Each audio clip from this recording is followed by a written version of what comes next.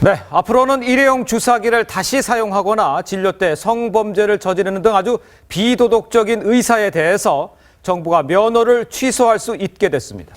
네, 계속되는 의료인들의 진료 사고가 이어지면서 보건당국이 의사 면허 관리에 메스를 댄 겁니다. 송지욱 기자입니다.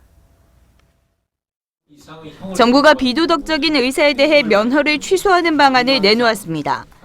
지난해 11월 C형 간염이 집단 발생한 다나이원 사건 때처럼 일회용 주사기 등 의료용품을 재사용하거나 수면 내시경 같은 진료 행위 도중 성범죄를 저지른 경우, 또 장기 요양 등급을 받는 등 건강상 진료 행위가 형격히 어려운 경우에 해당됩니다.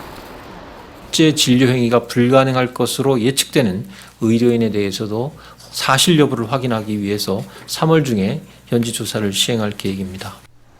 의료진에게 문제가 있다면 재판 결과가 나오기 전에 진료를 못하도록 하는 자격정지 명령 제도도 시행하기로 했습니다. 지난해 사망한 가수 신해철 씨의 집도의가 재판을 받는 중에 운영한 병원에서 환자 사망 사고가 계속 이어진 데 따른 겁니다. 면허 취소 사유까지는 아니더라도 음주 상태로 진료를 보거나 허가받지 않은 주사제, 유통기한이 지난 의약품을 사용하는 등 비도덕적인 진료 행위에 대해서도 최대 1년간 의사 면허 자격을 정지하기로 했습니다. 건강에 문제가 있을 땐 진료하는 것이 적절한지는 동료 의사들이 판단하는 동료 평가제도 시범 운영하기로 했습니다.